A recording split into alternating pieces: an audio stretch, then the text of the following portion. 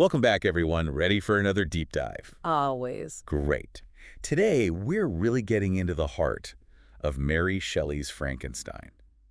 Cracking open chapter 14. Oh, that's a good one. It is. And you know what makes it so fascinating? What's that? It's a story within a story. Right. Before we even meet the monster, Shelley gives us this incredible look into the lives of the DeLacy family and Safie. It's like she's giving us this whole other perspective, you know? Totally.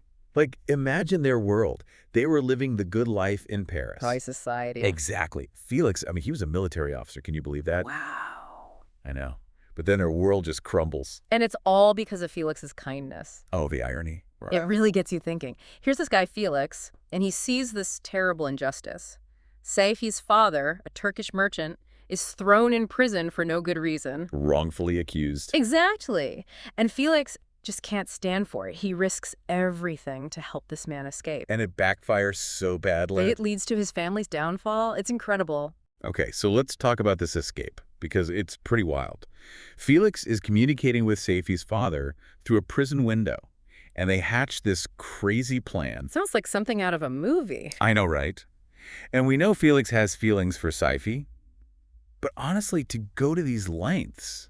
It's intense. It is. I mean, he must have been totally smitten with her. Oh, yeah, definitely. There's definitely a big romantic element there. But then there's Safie. Right. Her story just adds this whole other layer to everything. For sure. So she's raised by her mom, who's Christian Arab, but they're living in a Turkish household. So she's kind of caught between these two worlds. Exactly. And she's got this yearning for a life beyond what's expected of her, you know? She wants freedom. She wants to learn. Right. And she wants to be independent, which is like totally against what Turkish society dictates for women. So we've got Safie struggling with her duty to her father and her own desire for something more.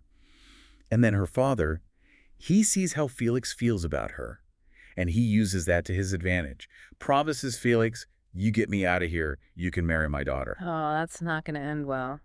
You think? Classic setup for disaster. I mean, we all know how this story ends.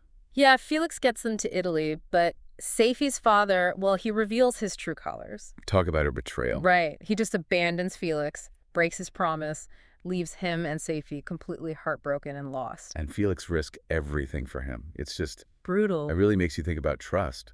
And the consequences when it's broken, it can be devastating. Absolutely. And this is what really shakes Felix. Think about it.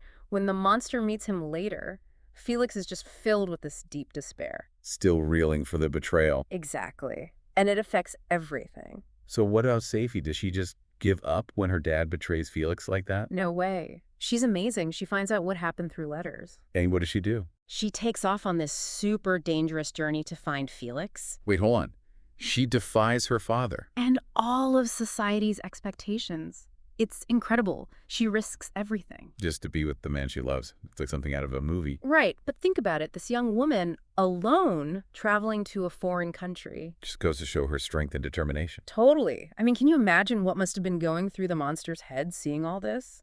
It's like a masterclass in complicated relationships. Right. But we've gone deep into the story of the DeLacy family and Safie. Mm-hmm. So how does all of this connect back to Frankenstein as a whole?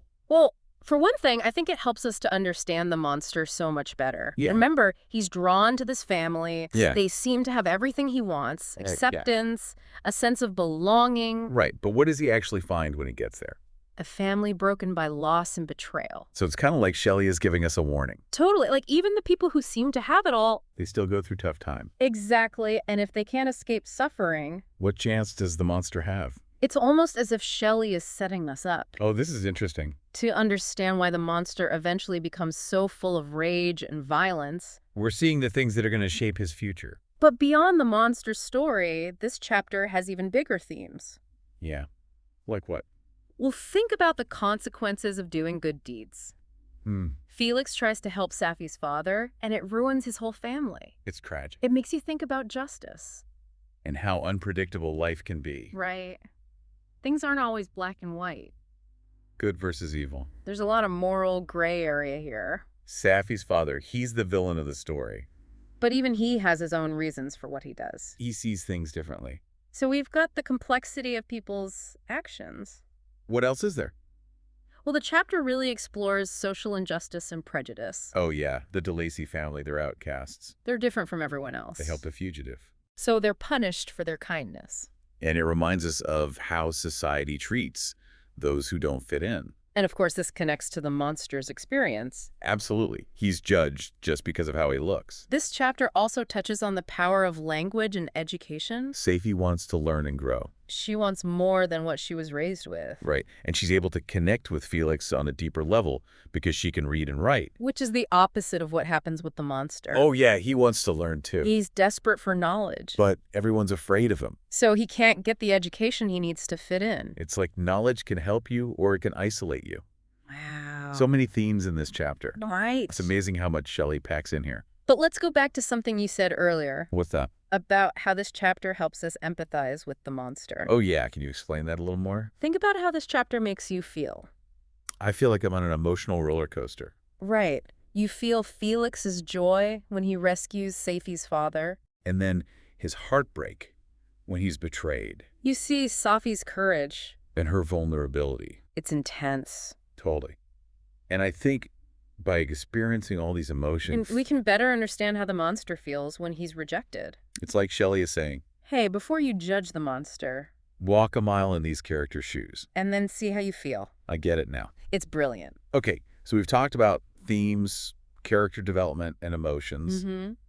What else can we learn from this chapter? Well, I think the way the chapter is structured is really interesting. In what way? It's a story within a story. Right. The monster tells the DeLacy family's story to Frankenstein. And Frankenstein tells it to us. It creates both distance and closeness. We're so many steps removed from what's happening. But we still get to hear the character's thoughts and feelings. Like we're listening in on a private conversation. It makes the novel so much more complex. Because we see that there's always more than one side to every story. Exactly. And that leads us to our final question for today. What's that?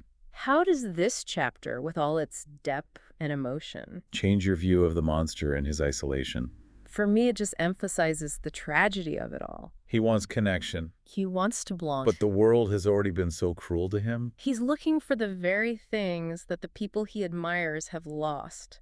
It's heartbreaking. It really is. And it makes his longing for acceptance even more powerful. It's a reminder that we're all capable of great love and suffering. And those things shape how we see the world. Mm-hmm. It's so true. There's one more thing I wanted to touch on about this chapter. What's that? The setting. The cottage itself. Oh, yeah. Tucked away in the German countryside. It seems so peaceful, like a safe place. It's both a refuge and a place of isolation for the DeLacy family. Right. They find comfort there. They rebuild their lives, But they're also cut off from the rest of the world. forced to live in secret. And it makes me think about how much our surroundings can influence us. For sure, the cottage represents different things to them, It's a haven. but it's also a symbol of their exile. And the monster. He's drawn to that same cottage.